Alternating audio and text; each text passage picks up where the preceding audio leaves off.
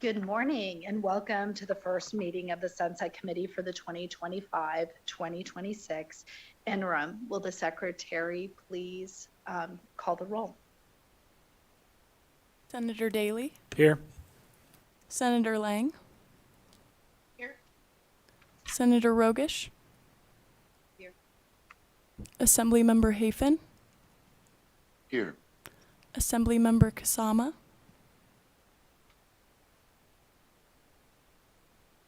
Assemblymember Orentlicker, Here.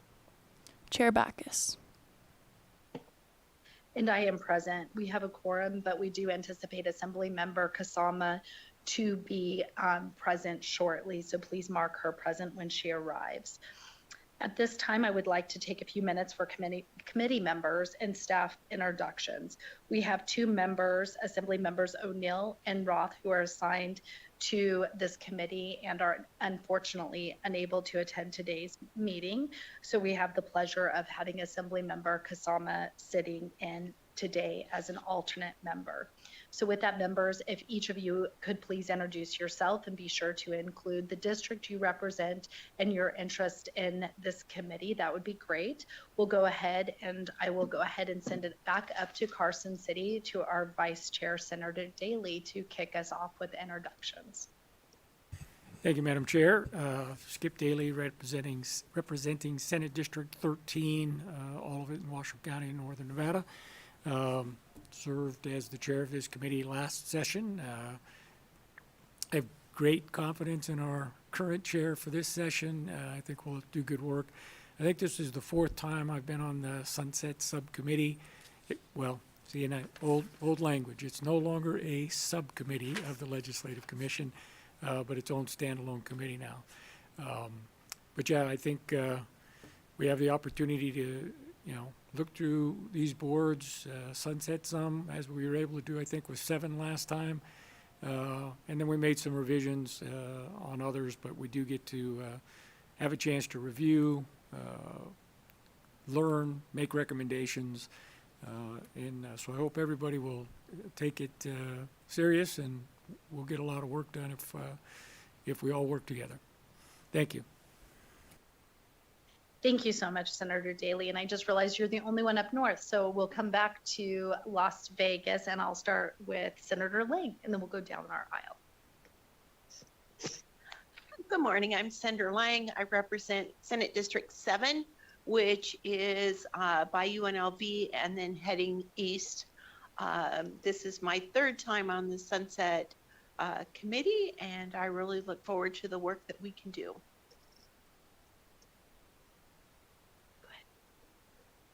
Good morning, everyone. My name is Lori Rogish, and I represent Senate District 11, which is in Southern Nevada. I look forward to collaborating with my colleagues in the review of certain boards and consolidating and perhaps sunsetting a few of them.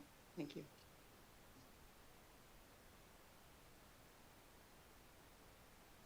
Assemblymember Hafen. Thank you, Chair. Assemblyman Gregory Hafen from District 36 from Nevada. First time on the committee. Really looking forward to looking at all of the various 300 and some odd committees. Thank you. Thank you. We'll go to Assemblymember Kasama. Welcome. Thank you. Apologies for being late again. Yes, Assemblywoman Heidi Kasama representing District 2 in the Summerlin area of the West Valley of Las Vegas. This is my 2nd time serving. I am an alternate for the Sunset Committee, but I think it's always good when we can in government look at where we can streamline our processes and our committees and boards, and so excited to serve. Thank you so much for being here with us today. I'll go up to Assemblymember Orentlicker.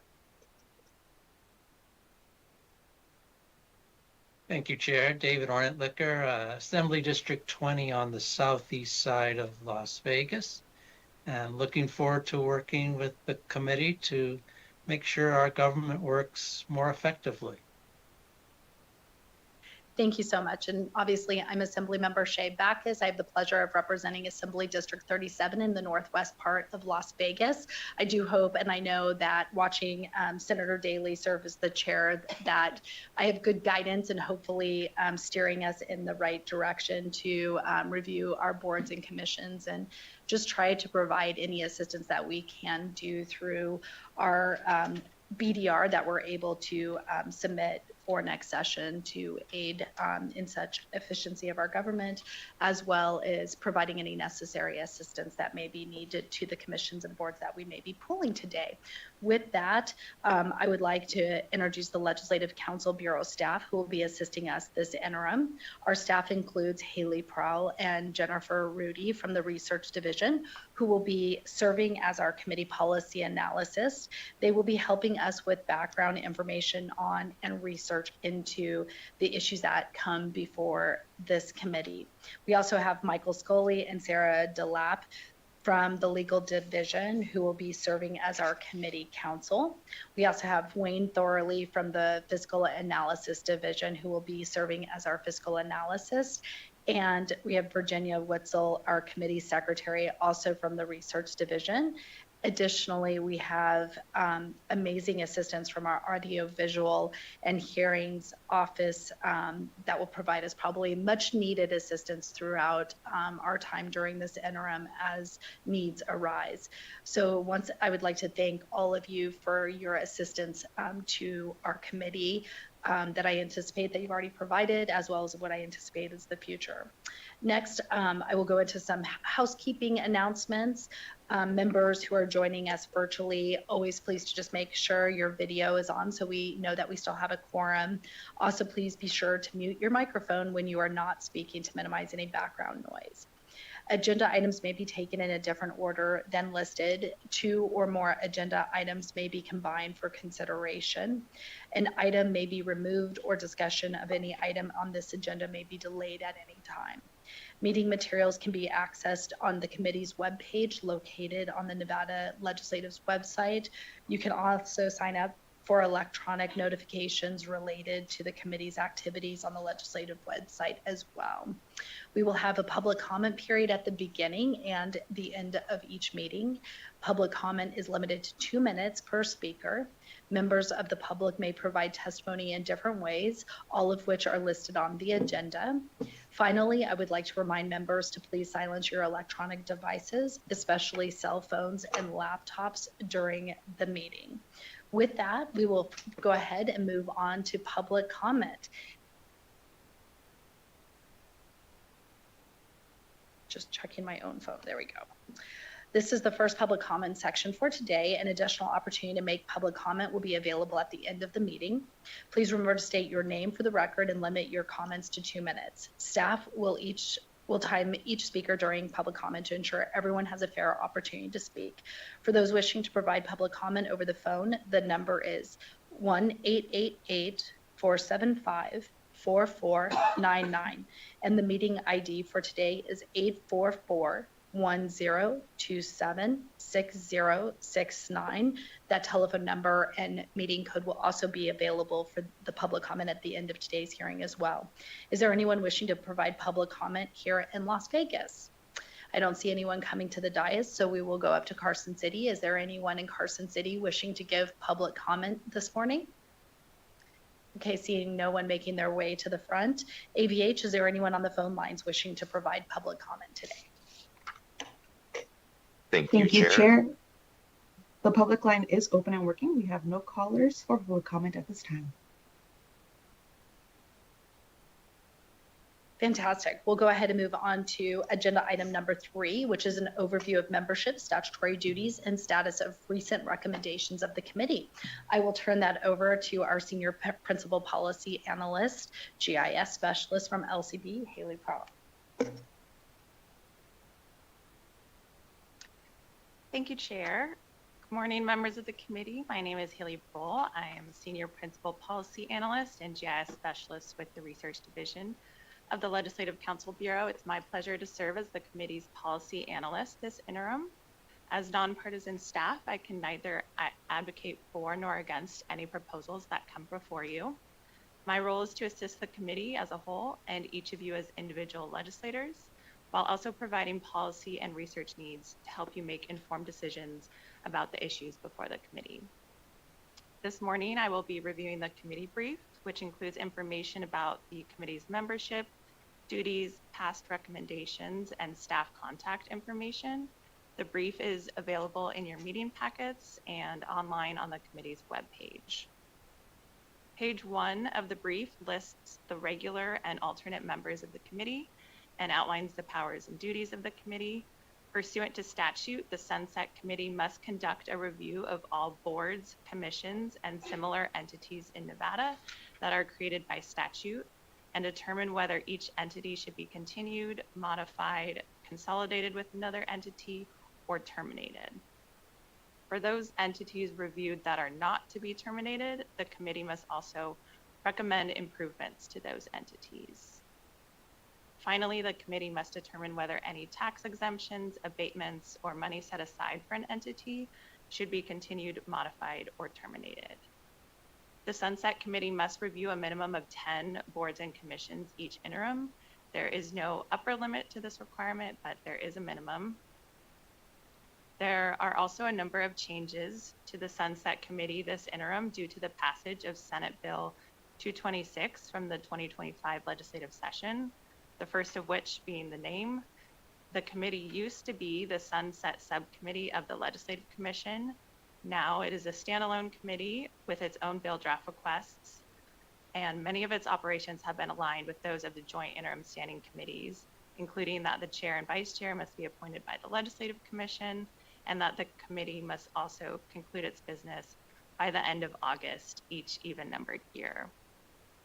Membership also changed from 6 legislators and 3 non-voting members of the public to 8 legislators with 5 alternate members.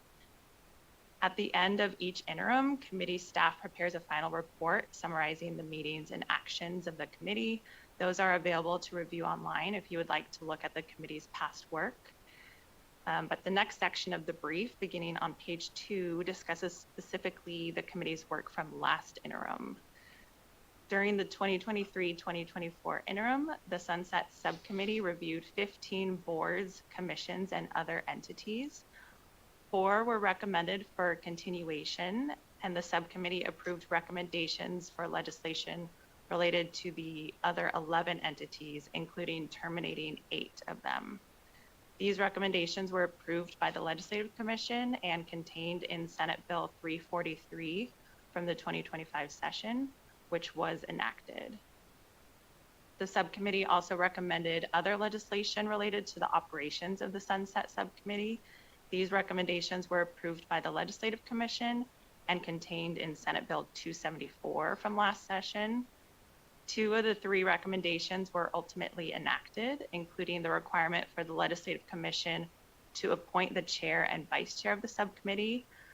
That is also a requirement that was included in SB 226.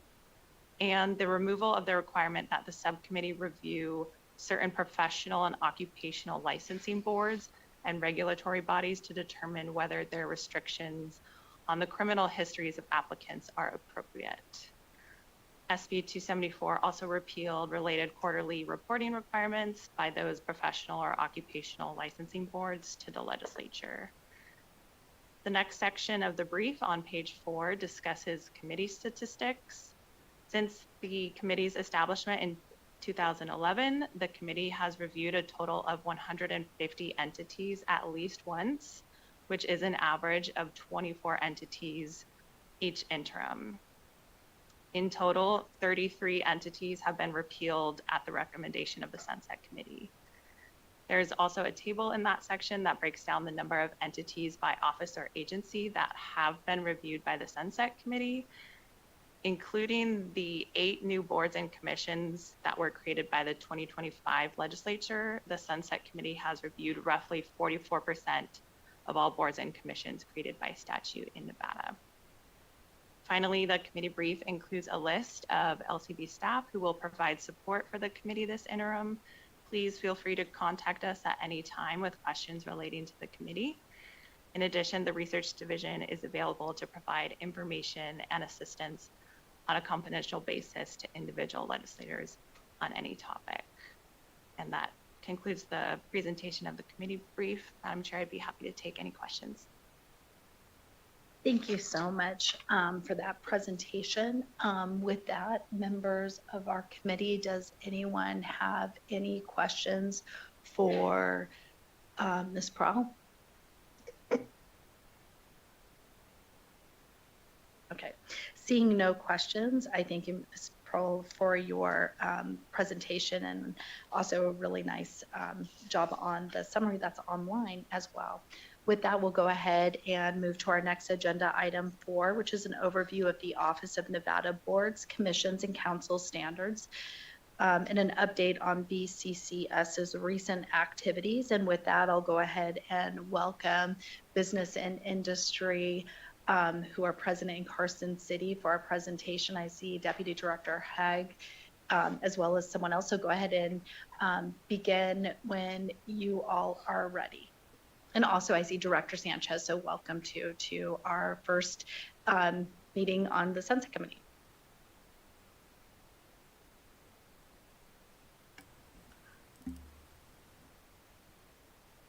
Thank you, Chair and members of the Sunset Subcommittee. My name is Nikki Haig. I am the Deputy Director over the Office of Nevada Boards, Commissions, and Council Standards with the Department of Business and Industry. And with me today is Amanda Flocchini, who is our Chief of Staff. Thank you for giving us this opportunity to give you a presentation and an update on the Office of Boards and Commissions and what we've been working on and in the direction that we are looking to go for the Office of Boards. As the Deputy Director, my primary goal is for this office to serve as a resource for the Nevada boards and commissions and for the public that we serve. Under NRS 232.8413 and .8415, this office was created to provide statewide consistency, guidance, and support. My role is to help boards navigate this new structure, strengthen compliance, and ensure that they have the tools, training, and assistance needed to operate confidently and effectively. We also support the public by helping connect constituents with boards, facilitating responses to concerns, and ensuring transparency and accountability. The support that we have provided to the boards with risk management, many of the boards did not have the required workers' compensation coverage under NRS 331.187. We continue to work with risk management board by board to bring them into compliance. As of May 2025, risk management gave boards until January 1st, 2026 to transfer their policies over to the state fund. At that time, there were 12 boards that moved over, and risk management is currently working with the others. As of yesterday, 10 boards have not responded to risk management's request, and risk management is currently working with the remaining 12 to transfer those policies by January 1st.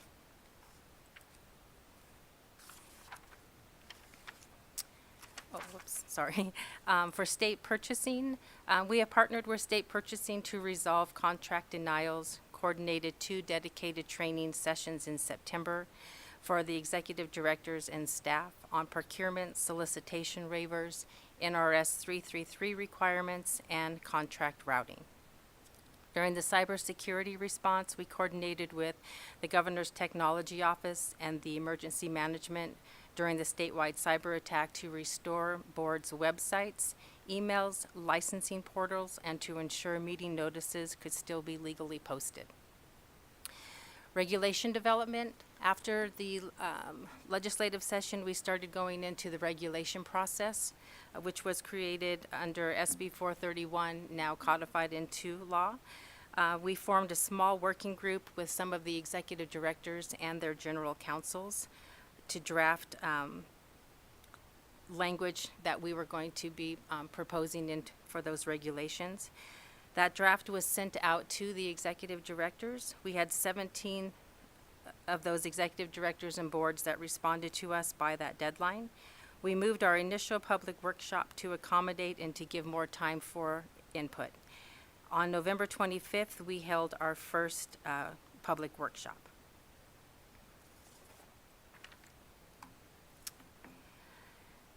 Another thing that we do in the Office of Boards and Commissions is we work with the Governor's Office on constituent complaints. I receive the complaints and concerns that are sent to the Governor's Office by the constituents regarding the boards. I review the complaint and determine the next steps.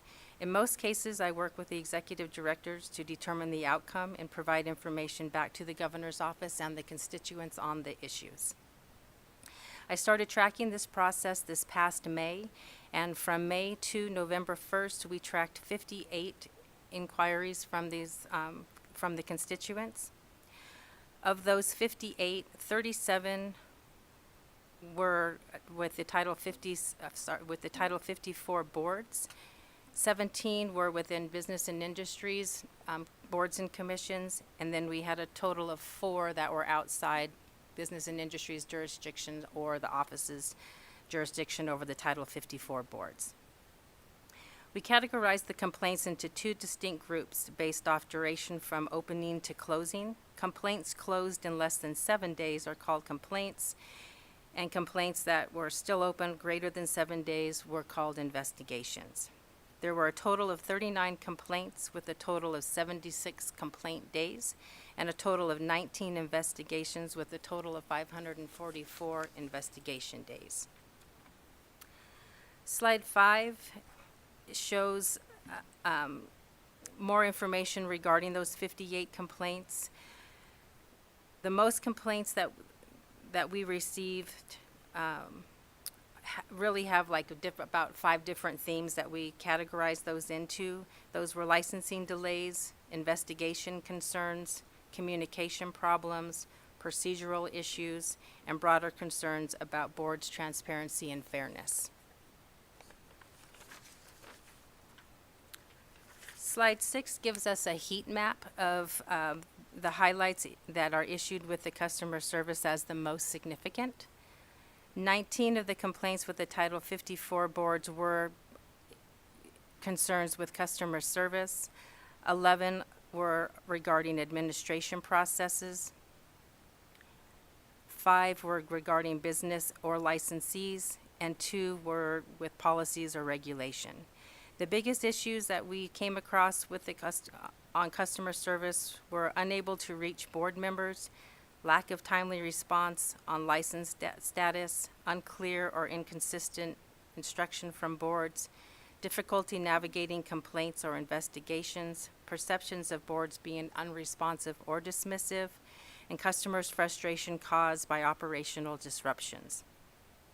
The most common were the difficulties reaching staff, delays in licensing or communication, lack of clear instruction, and frustration with unresponsive or inconsistent processes. Working with the boards on these issues and concerns has been positive. Most respond back to me in a very timely manner and on these issues and work on their responses with me to provide feedback to both the constituent and to the Governor's Office.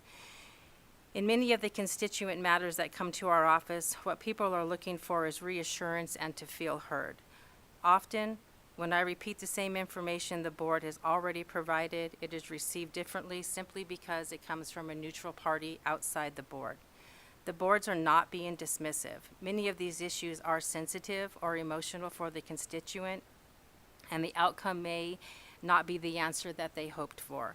My role is to help clarify the process, reinforce the information, and give them the sense that their concerns were acknowledged and taken seriously. High-level compliance issues that we have identified. While many boards are proactive and engaged, we have identified compliance gaps that require support.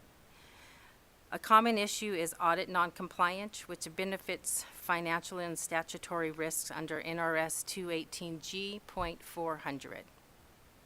A couple of the boards that we have helped on the noncompliance issues are the alcohol, drug, and gambling counselors. They were out of compliance for fiscal year 24's audit for the NRS 218G.400. We had to get the Governor's Office involved with this one. The Governor issued a directive. The boards held a corrective public meeting. They got their audit done for fiscal year 24 and 25, and that has now been submitted to LCB audit, as well as the governor's financial office.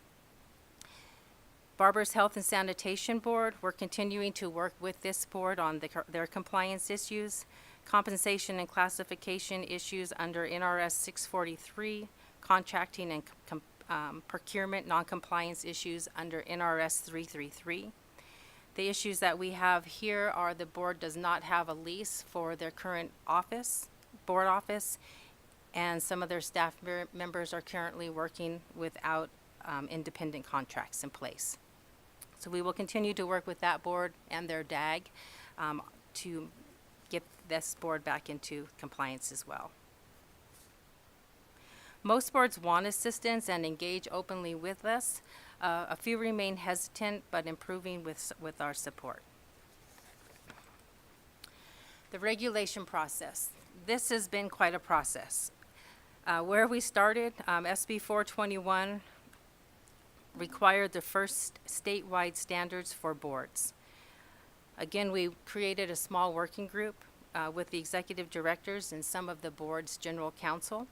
We came up with proposed regulations, sent those regulations out to the executive directors to get feedback from the executive directors and the boards. From there, we met with our DAGs and drafted language and submitted that language to the Legislative Commission. We had our first workshop on November 25th. We had about 70 people attend the first workshop. Boards were generally supportive, but raised questions about workload and clarity. Some requested us to return to pre-SB 431 practices and challenge the office's oversight authority. We will use all of this feedback to refine the next draft, and we are looking to have a second workshop prior to moving the boards into a public hearing, or the regulations into a public hearing. A summary of our proposed regulations. These regulations establish uniform administrative, financial, transparency, and reporting standards for occupational and professional licensing boards while preserving each board's independent and statutory authority. The regulations do not transfer decision-making authority, discipline authority, or financial control to the office. Instead, they create consistent baseline requirements so that the boards operate with clear expectation, improve transparency, and greater accountability to the public and the legislature. The specific regulations that we have are standard governance practices, record keeping, and meeting participation expectations, require consistent public website disclosure, clarify complaint handling and investigation reporting, align financial reporting, establish a transparent base performance evaluation process, limit the office's role to evaluation, coordination, and recommendations, and preserve the governor's existing statutory authority to address board members' misconduct when necessary. Overall, the proposed regulations are intended to improve consistency, transparency, and public confidence across the boards while respecting statutory boundaries, minimizing administrative burden, and focusing oversight where it is most needed. Slide 9 is the Management Analyst 2 position. This position was approved for funding for fiscal year 27 during the special session. Candidate selection is pending HR processing, and we are currently setting up interviews to hire the Management Analyst 2. The Management Analyst 2 job duties will be managing all quarterly and annual submissions, supports financial oversight and internal controls, ensures regulation implementation and statewide standardization, provides direct support to the boards. With this position, without this position, the office cannot sustain or enforce the statewide standards. So I want to thank everybody for providing this position for us, and we look forward to getting this person on board. With this, or why the office matters for the future for the Title 54 boards. Boards need guidance navigating statutory requirements. As more state agencies start holding the boards accountable for current statutes, we will be there to support the agencies as well as the boards. Many boards have extremely limited staffing and resources. Central support helps prevent compliance and issues at audit risk.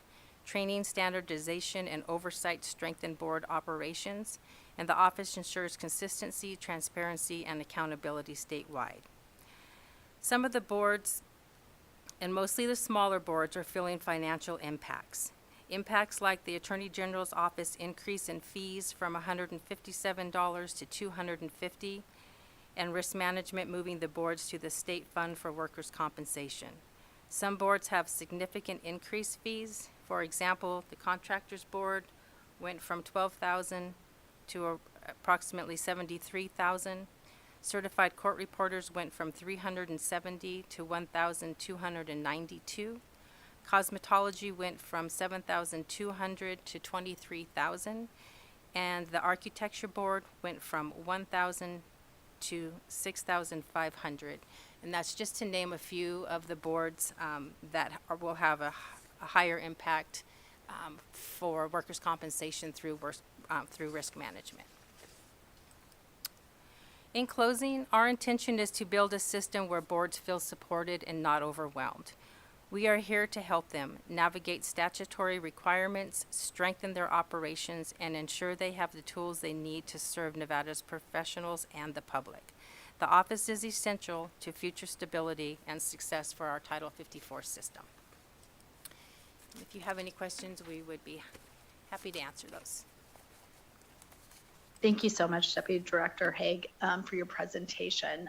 With that, members, does anyone have any questions? We'll go ahead and start with Assemblymember Kasama. Thank you, Chair, and thank you for the presentation on this really important overview. Thank you so much. I was just curious that can you name the 10 boards that are not responding to your efforts to have them move to the state workers' comp?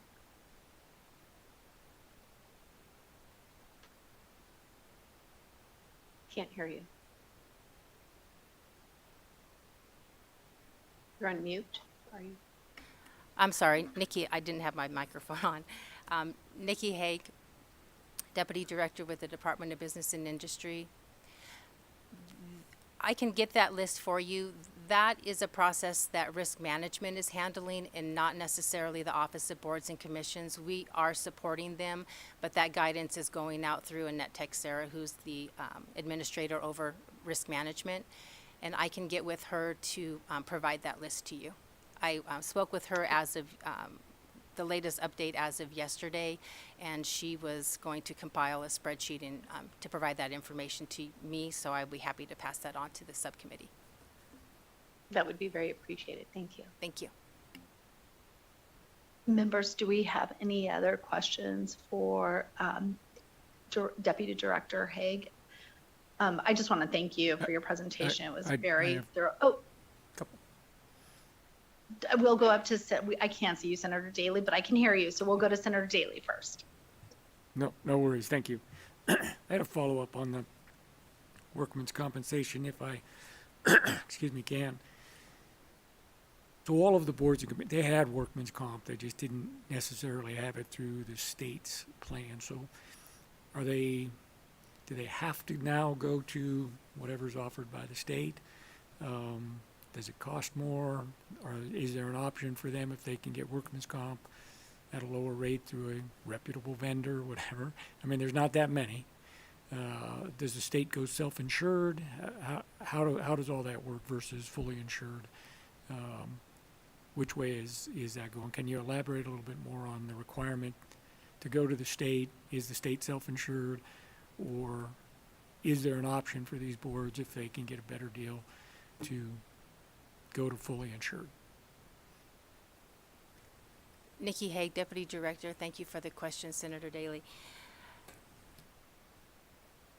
From my understanding is that under NRS 331.187, all state agencies, boards and commissions, small, large, full-time, part-time, are all required to have workers' compensation through risk management. In the past, for whatever reason, I kind of don't want to speak for risk management, they're probably the ones that would be able to answer these questions better. But for whatever reason, the boards did not have workers' compensation through them, and they did have workers' compensation through private policies or private sector. And so risk management, reading the statute, realized that the boards were required under that particular statute to have their workers' compensation through risk management. They reached out to all of the boards in May, advising them or letting them know that their workers' compensation had to come through risk management, because a lot of them had already had their policies with private companies. Risk management worked with them to say that by January 1st, you will have to transfer over to and pay into the state fund. The state fund is higher for these boards, which will show us an increase in some of those costs to the boards. In some of those, it's quite a significant cost. I do have, let me see, one information, and I will read it to you, that I did get from Annette with risk management, that kind of talks about what that blended rate is and what workers' compensation looks like through the state.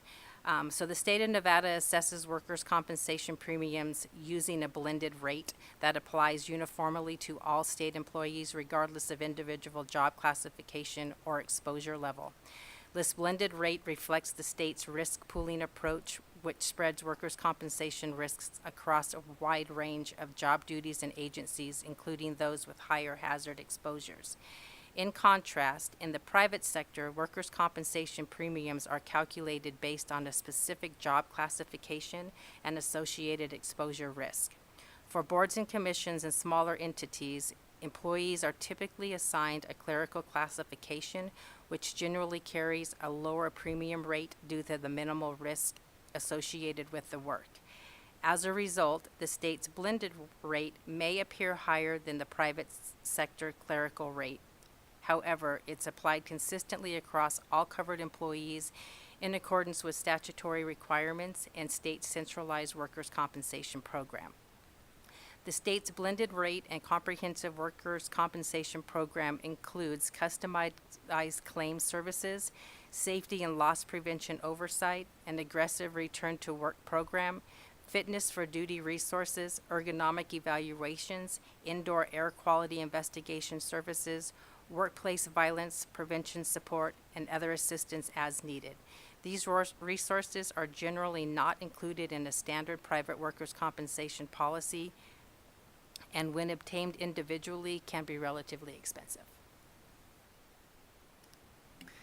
Self-insured or not self-insured, the state.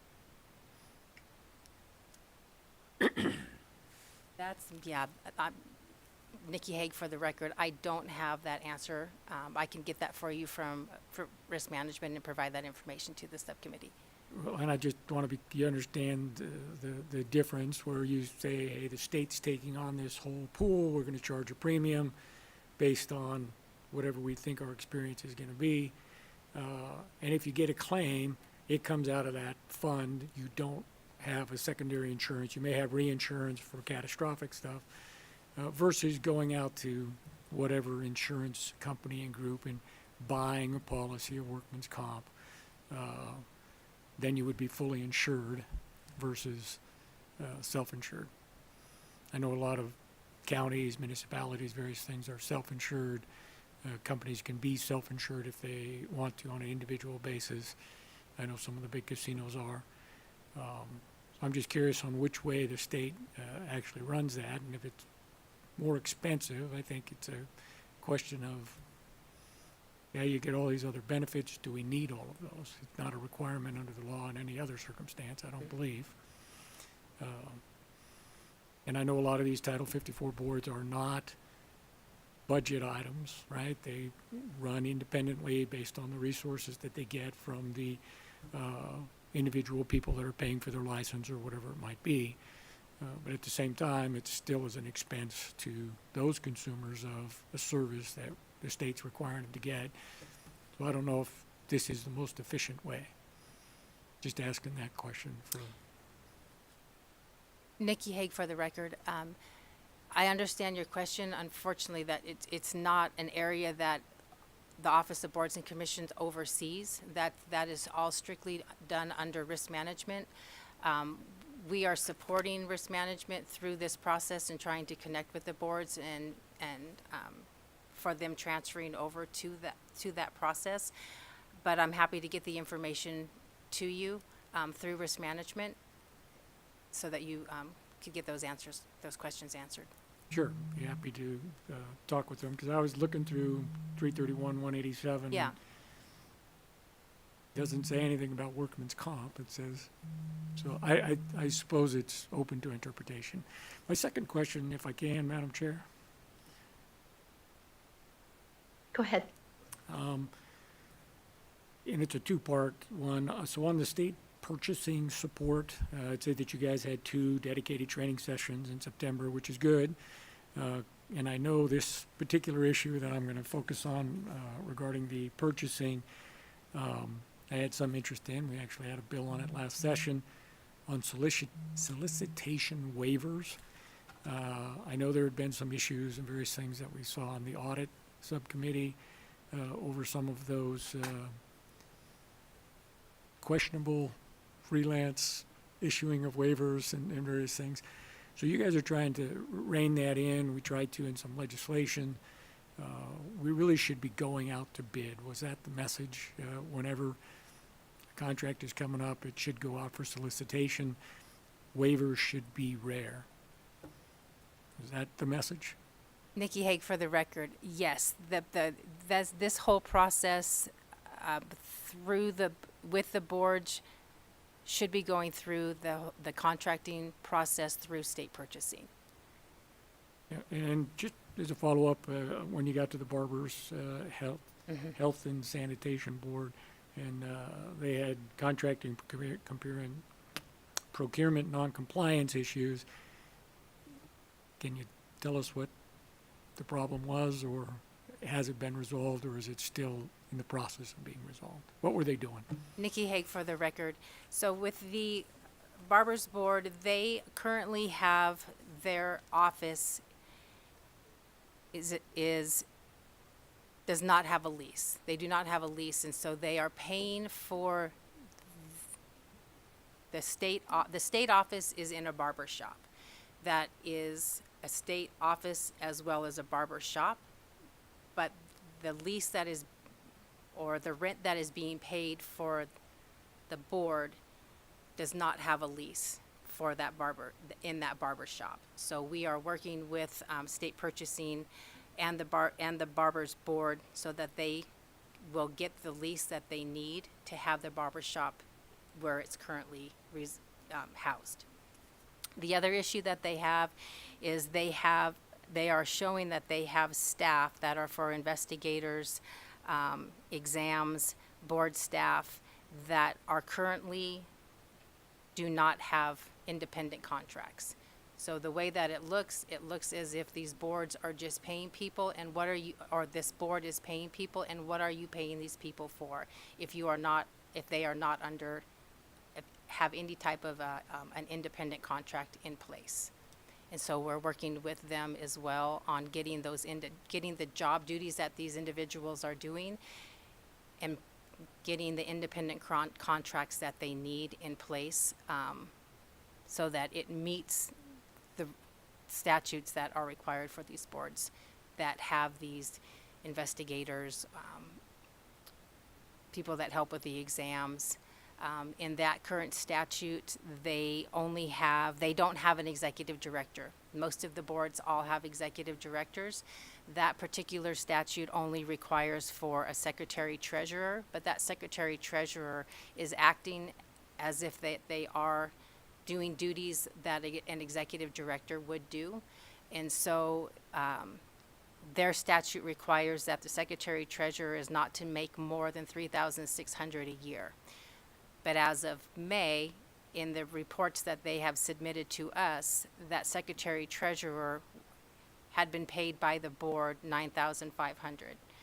So it's looking at that and determining if your statute only states that you are a secretary treasurer and you have two duties, managing a bond and keeping records for the board, but you've listed all of these other duties that this particular person is doing outside of an independent contract, we need to get that independent contract in place so that it doesn't look like, or we can at least show why the board is paying somebody to do these duties that are not necessarily in their statute to do. And thank you for that. The lease thing needs to get straightened out, and that's, things happen, right? Yeah. The other part seems a little more serious to me. At least. Yes. I mean, if you have investigators going out and potentially writing citations, various things, but you can't establish you had authority to even be doing that, I think if I was an attorney, which I'm not, you could probably beat that citation, right? Anyway, thank you for the update. I just, those are all in the process of being corrected, I'm hoping. They are, yes. We are currently working on those. That was all I had, Madam Chair. Thank you. Thank you so much, Senator Daly. And because some of the boards and commissions that we may be pulling may pertain to this pool of having issues with risk management, I was chatting with our policy analysis, and so it may be something we want to do is invite risk management to come to one of our upcoming hearings to kind of give us some more background in what we can do, given I know that some of the financial difficulties associated with switching over on that insurance. So we'll consider that for one of our next meetings. And with that, members, do we have any further questions for our Deputy Director? I don't think so. So, Deputy Director Haig, I truly appreciate you taking out the time to prepare a presentation as well as coming in before us to present today. So thank you, and thank you for also answering our questions. With that, I'll go ahead and close this agenda item and move to the next agenda item 5, which is the selection of boards, commissions, and similar entities for review during the 2025-2026 interim. And I appreciate we've had members who have provided us with some boards, commissions, and similar entities that the Sunset Committee should review. But also, if there's any other boards, commissions, other entities that we wish to review, I'll reach out to each of you during this hearing to add any of those. Also, at our second hearing, we can also find some time if we need to add some boards and commissions and entities to add to that list. So with that, I will go ahead and turn it back over to Ms. Prohl for more information on this item, and then we can discuss and vote on the entities that we would like to select for review. And so I would just note that the committee may elect to approve other boards and commissions for review at a later meeting as well. Thank you, Chair. Haley Prohl, Committee Policy Analyst. Under this agenda item, staff has uploaded a master table of all the boards, commissions, and similar entities in Nevada that are created by statute. There's also a page at the beginning regarding entities created by the Nevada Constitution, but that is more so for reference. The committee does not have the authority to review a board or commission provided for in the Nevada Constitution or established by executive order of the governor. The table includes information about the entity name and website link when available, NRS citation, the year it was added to NRS, member composition and meeting requirements, last known meeting date, and other applicable notes to the entity, such as recent legislation affecting the entity and whether the Sunset Committee has reviewed the entity in the past. Entities shaded in light gray have been previously reviewed, and those shaded in yellow were reviewed by the Sunset Subcommittee last interim. As I mentioned earlier, this body must review a minimum of 10 entities. I would also note that NRS provides it is the burden of the board or commission to prove there is a public need for its continued existence, and that is provided for in NRS. So I have a list of 24 boards and commissions, some suggested by members prior to the meeting. I'll start with reading this list and then I'll turn it back over to you, Chair, for further discussion. But the list of 24 in no particular order is the Committee for the Statewide Alert System, Nevada Statewide Council on Financial Independence, Committee on Catastrophic Leave, State Grazing Boards. There's actually 6 of these, one for each BLM grazing district.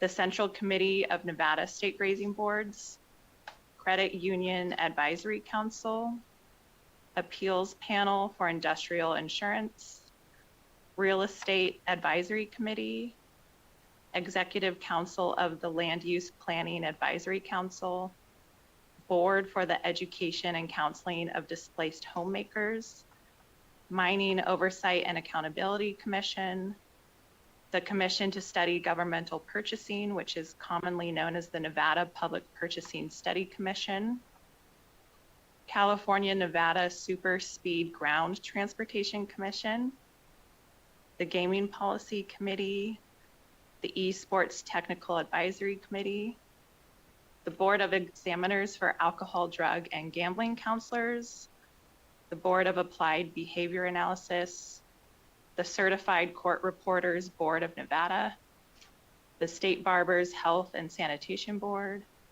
the State Board of Podiatry, the Nevada Board of Homeopathic Medical Examiners, the Nevada Interscholastic Activities Association Board of Control, the Executive Branch Audit Committee, and the Government Employee Management Relations Board. So those are the 24 I have so far, Chair, and I'll turn it back over to you.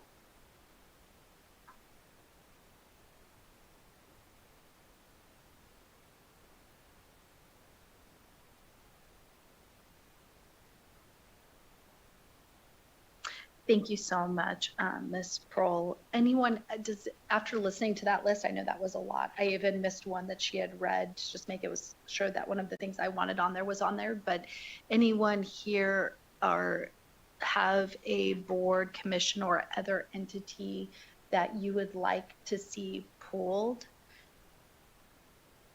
I'll go to Assemblymember Haven. Thank you, Chair. I'd like to do 2 things, if I may. One, a disclosure. I probably should have done this at the beginning of the meeting, but there are a couple of the boards that my business does fall under. One is the Public Utilities Commission, which has not been discussed. I don't think is going to be discussed. And the other one is for myself, the Water Operator Certificate Board. I did want to just note that that was in the backup and that I do either have licenses with those boards or operate under that. So I did want to make that disclosure. And I think the list that we just got from staff is a good starting point. I have a number of others that I'd like to kind of take offline. And part of it is that I just like a better understanding of, can this board merge with this commission on the same subject that both fall under the same NRS, especially if one hasn't met in the last few years. But I will take those offline, Chair, if that's okay with you.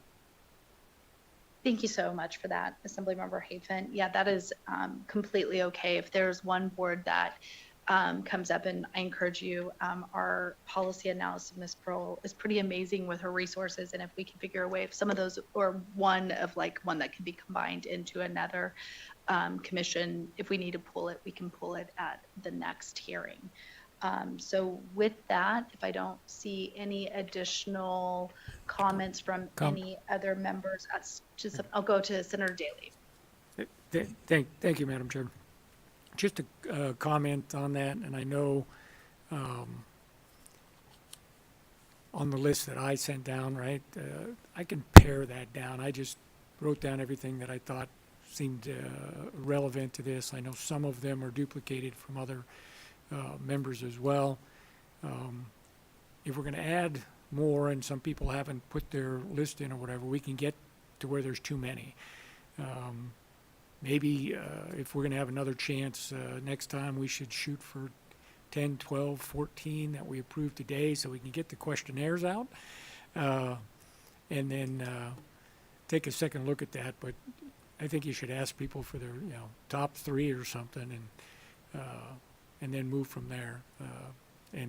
But anyway, we should get 10 or 12, 14 today. But I think if we get much past the 24 that were listed, we're not going to get them all.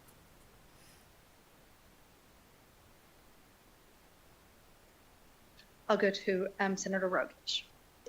Thank you, Chair. There are a couple that I was hoping to discuss further with regard to consolidating. One of them is with regard to the advisory committees for veteran cemeteries in the north and south.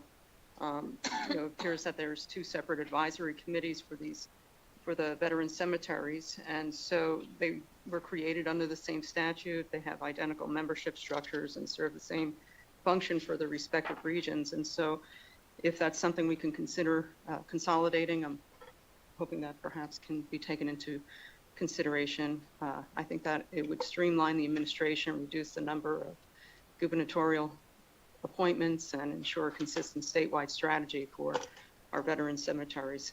Another one is Taxi Cab Authority and Nevada Transportation Authority.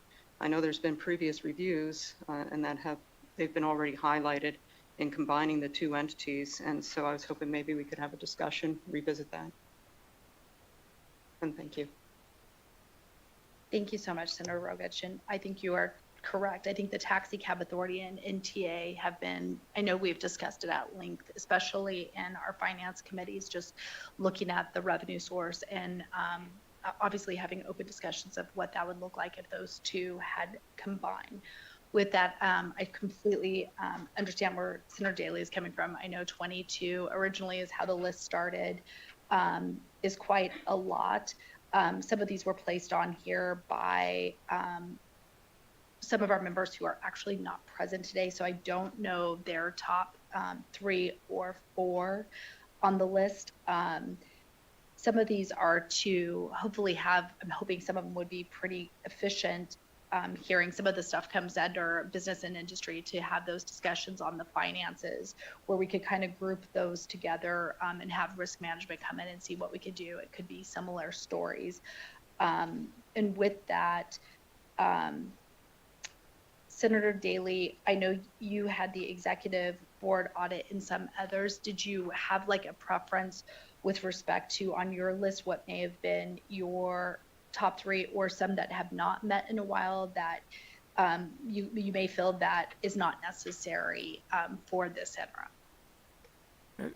Thank you, Madam Chair. And I think the easiest one on the list was also on Assembly Members O'Neill's list, is the Cal Nevada Super Speed Ground Transportation Commission, which from when I read what was provided by staff was never actually formed, basically defunct. There's nobody to fill out the form. We should have added them to the list so we can get them off the books. But that one's pretty easy because it won't take hardly any time.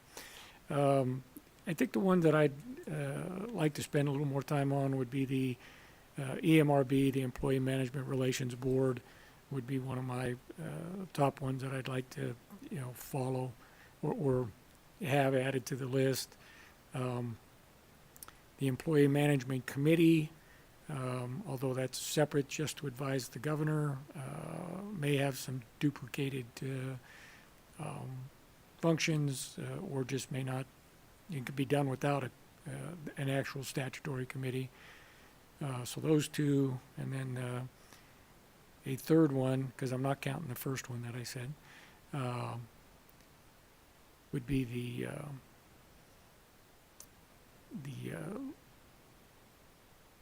Land Use Planning Advisory Council, if I'm picking 3 today.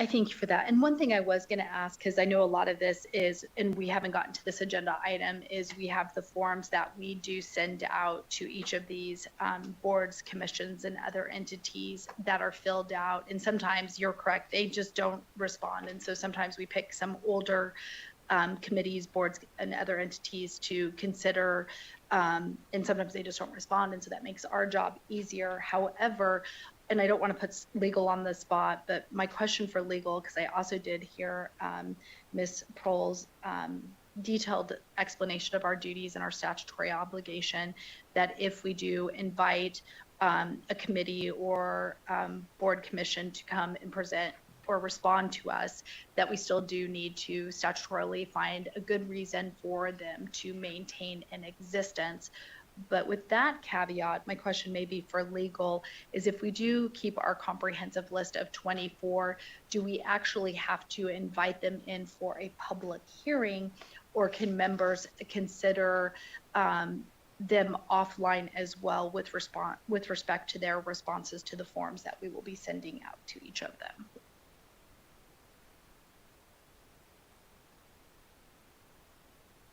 Thank you, Chair. This is Sarah Delap, Committee Counsel in Carson City.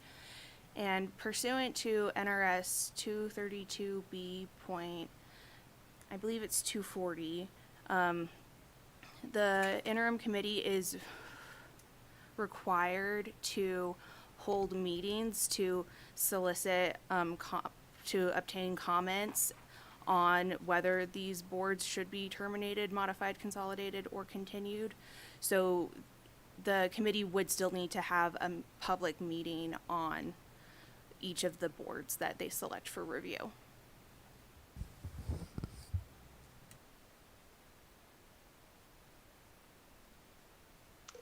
Okay, thank you. And if I could just ask for clarity, would that mean if we do put them somehow on the agenda and publicly disclose the forms and their responses, would that constitute, or do they need to make themselves available for questioning by the board members, or is it sufficient that it is on an agenda item where we're making the information publicly available for the public to come in and like speak during public comment? I'm just trying to figure out how we could do this most expeditiously by considering keeping some of these boards and commissions on our list.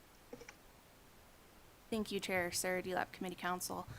I believe that it would still need to be an agenda item that the committee would have to discuss. I don't see any requirement in NRS that the actual entity appear at the meeting.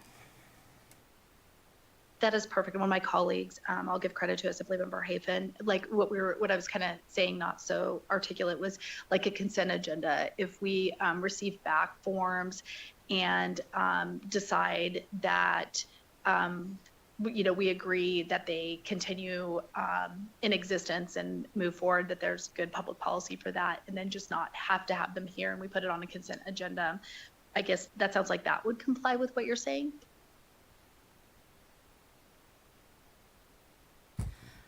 I think so, as long as the committee has a hearing on each of the entities, there's an opportunity to solicit comments on each of the entities and have a discussion on them, I think that would meet the statutory requirements of the committee.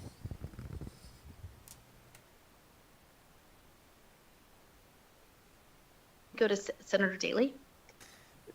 Thank you, Madam Chair. Just a quick question with that discussion. It seems to me that if we add more than we can do, that we figure out a way to say, all right, we're meeting our statutory requirement and just continue them if they weren't able to come in. But that made me think of if I was one of the entities listening, I'd say, well, I'm just not going to answer their questions and they can't get to me and we won't have a hearing. I do believe, and maybe legal counsel can answer, we can make them come in. We have authority under 233B to issue subpoenas and do some various things, as I recall. So if anybody out there is listening on a board or commission that we're going to have you call in, if we want to hear from you, we're going to make you come in. The way I understand it. So is that correct? Sarah Delap, Committee Counsel. As part of the revisions that were made to the Sunset Subcommittee in SB 226, the committee does have the same powers to issue subpoenas that the other joint interim legislative committees have.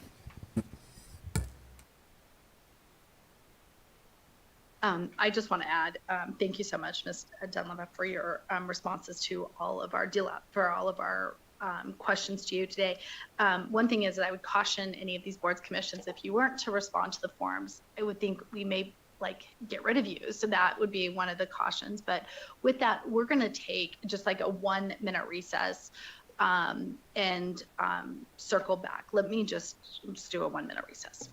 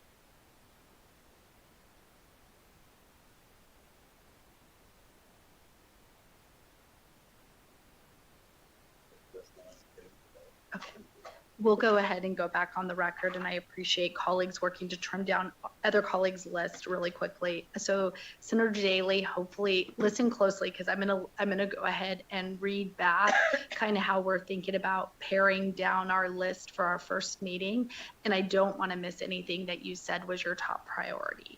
So with that, I'll go ahead and list what we're thinking to go ahead and propose for today to meet our constitutional limit. It will be a little more than 10 because we've grouped some of these for other purposes. So we will start with the Credit Union Advisory Council, Executive Council of the Land Use Planning Advisory Council, Commission to Study Governmental Purchasing, California Nevada Super Speed Ground Transportation Commission, Esports Technical Advisory Committee, Board of Examiners for Alcohol, Drug, and Gambling Counselors, Board of Applied Behavioral Analysis, Certified Court Reporters Board of Nevada, State Barbers Health and Sanitation Board, State Board of Podiatry, Nevada Board of Homeopathic Medical Examiners, Nevada Interscholastic Activities Association,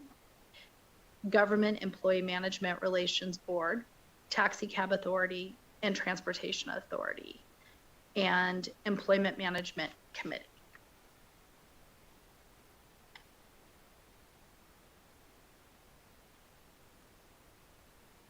Okay, I love a thumbs up. Thank you. Okay, so with that, I would be happy to accept a motion to review the entities that I just listed. So moved. I have a motion from Assembly Member Kasama, a second from Senator Daly. Is there any discussion on the motion? All those in favor say aye. Aye. Those opposed say nay. The motion carries, and I look forward to us, oops, we got to get to approving the form. So with that, we just finished agenda item 5, and we move on to agenda item 6, which is discussion of possible revisions to forms to be submitted to the committee by boards, commissions, and similar entities under review. I will go ahead and turn it back over to Ms. Prohl for more information on this item, and then we will discuss if members think any changes need to be made to the forms that are sent to the entities selected for review by the committee.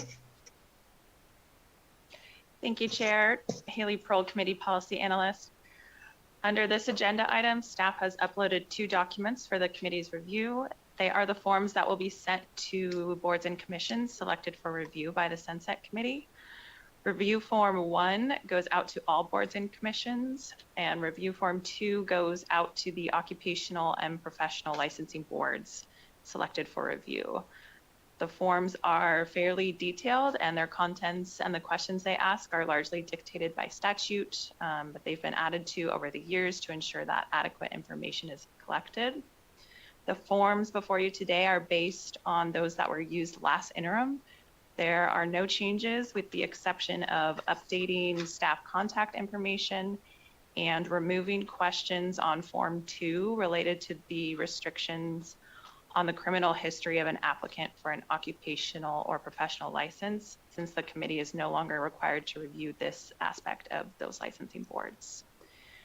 So the committee may, at its discretion, add other questions to the 2026 forms that it feels are relevant, or approve the use of them as is. Thank you, Chair. Thank you so much for that. And thank you also for putting together a very useful notebook for us today. With that, the forms are under agenda item 6A and 6B, as noted by Ms. Prohl. Does anyone have any suggestions? I'll go to Assembly Member Kasama. Thank you, Chair. I just have a question. So question number 2, professional and occupational licensing boards, they're still getting the review form number 1 and then in addition number 2, is that correct? Haley Prohl, Committee Policy Analyst, that is correct. Thank I'll go to Assembly Member Haven. 2 things, Chair. One, I think what staff has provided to us in our previous agenda item would be very helpful for the board, since staff did a lot of the questions already and answered them for them. So I want to thank staff and give them kudos for being 2 steps ahead.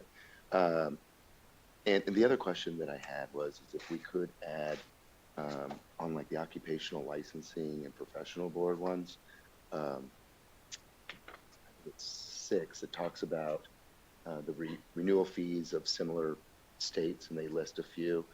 I would also like to know whether or not there's reciprocity or interstate compacts with.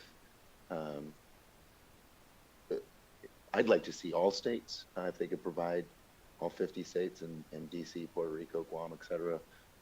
I would just like that additional information when analyzing this. And it's I think it's questions would fall under the questions 5 and 6. Thank you, Chair.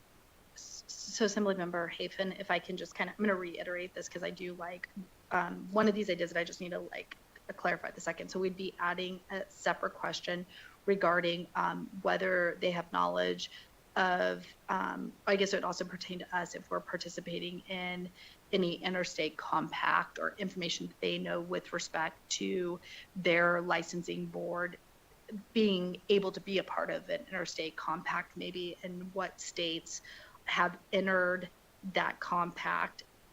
Likewise, I guess that would be a subpart to this would be like reciprocity. If other states have reciprocity for licensing, if we accept, which I think is a little bit more limited on the reciprocity for our state. And then in addition to 6 was making it more open with respect to the renewal and fees being charged in like any states if they have that information more as opposed to it being limited. Actually, Chair, just the first part of what you just said, not the second part, would be perfect, and I greatly appreciate it. Okay, so that sounds good. So we'll leave 6 kind of as is with the nearby states, but we'll add a whole new question inquiring about interstate compacts and reciprocities for licensure. Any other suggestions regarding the forms to be additions or deletions or modifications? I don't think I see any. So I would go ahead and accept a motion to approve the use of the sunset review forms 1 and 2 with Form 2 being modified to include the additional item inquiring about interstate compacts and reciprocity for licensing. Thank you so much. I have a first from Senator Lang. Do I have a second? Do I have a second? Second. Second. I have a second from Assemblymember Kasama.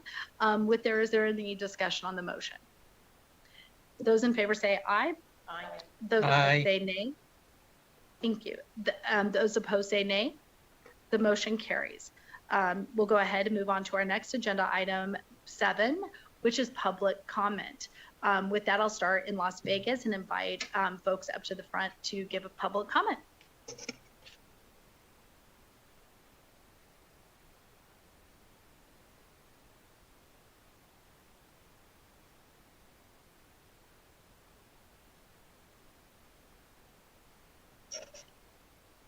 Good morning, Madam Chair, members of the committee. Steve McGowan for the record. Please protect the ABA board and all other boards, commissions, councils related to disabilities and mental behavior. Thank you. Thank you so much, Mr. Cohen. We'll go up to Carson City and we'll go ahead with Director Sanchez. Thank you, Chair. Chris Sanchez, Director of Department of Business and Industry for the record. I look forward to working with the committee and the chair. I appreciate the invitation today for the team to present on boards and commissions. As the committee is aware, Taxi and NTA fall under the Department of Business and Industry as well as the Employee Management Relations Board. Just as background, the department has done quite a bit of work on looking at the potential merger of Taxi and NTA. We worked with the MPA program at UNLV. We had a capstone paper done by students that analyzed such a merger as well. We will provide all that information to the committee as you are deliberating and thinking about this as well, and make our teams available. I just wanted to reiterate that we're here to help any way that we can and provide information and background as committee staff deem it necessary. and we will, in advance of any request, start to provide that information to the committee. So thank you.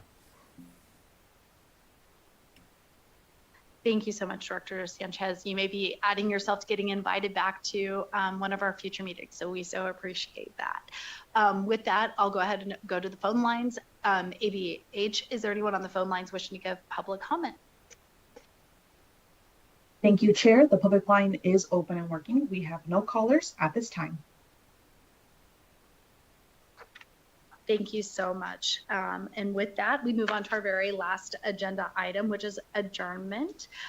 So this concludes our meeting for today. I just want to thank all of our presenters, the members of the public, as well as our members of our committee for your time and participation today. And so we look forward to our next meeting, which will be after the new year. So with that, this meeting is adjourned.